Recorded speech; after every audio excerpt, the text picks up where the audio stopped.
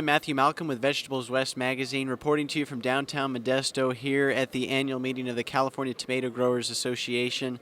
I'm here with Chairman of the board here, Bruce Rominger, who actually was highlighted this past year as Leopold Conservation Award, you and your brother. Congratulations, by the way, on that. Thank you. Yeah, that was an honor. That's an award given to farmers or ranchers in California every year. They pick one who's done a lot of conservation work on their farm or ranch. And so my brother Rick and I received the award here in 2019. So we were very honored with that. It was great seeing you there in the spotlight there for your great efforts and leadership in the industry. Wanted to talk specifically today about kind of a year in review for processing tomatoes in California. I think the biggest news was the hail damage that happened early on that was pretty detrimental for a lot of folks in the industry. Was 2019 what we expected? I don't know if we ever get what we expect in the tomato business. It's very volatile statewide what the crop's going to be. But yeah, we had a huge problem.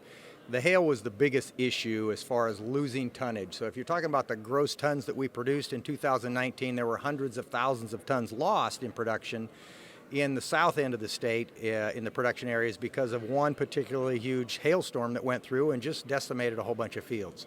So that's the biggest factor, but we also, it varied in different areas. We're still fighting some diseases. The Fusarium race 3 is still a problem.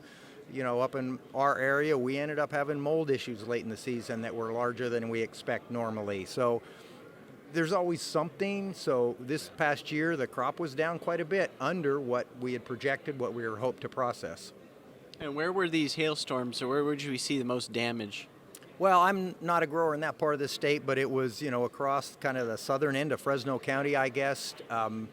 Went sort of that 5 points over to Huron or that area somewhere there, but it was really unprecedented in its scale, how wide it was and how long it was.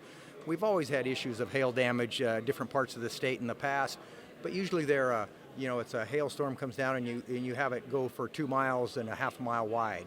This one was 5 or 7 miles wide and 30-something miles long or something like that. So just a very large area that was damaged. So how did that reflect on prices for the season? When you get less of a crop than you expect, how did that work out?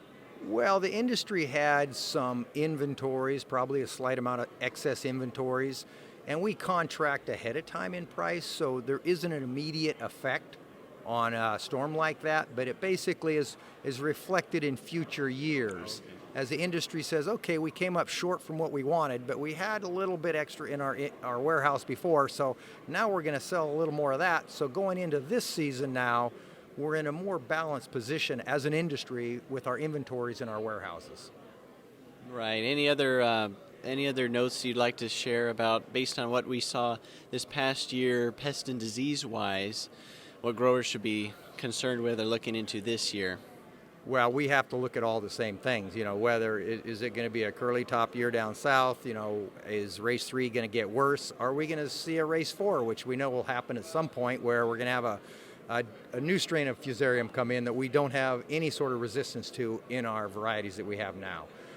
So these are always there in front of us, and the weather is a huge factor. Are we going to get a wet spring up north, which gives us a whole bunch of problems, disease issues? Are we going to have a really dry spring that allows us to plant a much healthier plant and much healthier growing conditions for that little seedling? So every year is a little bit different and you just can't predict it, but you have to be ready for all those factors. Great. Well, thank you, Bruce. Hopefully we do have a better year and no unpleasant surprises. Read more about these things in Vegetables West magazine. I'm Matthew Malcolm, CaliforniaAgNet.com.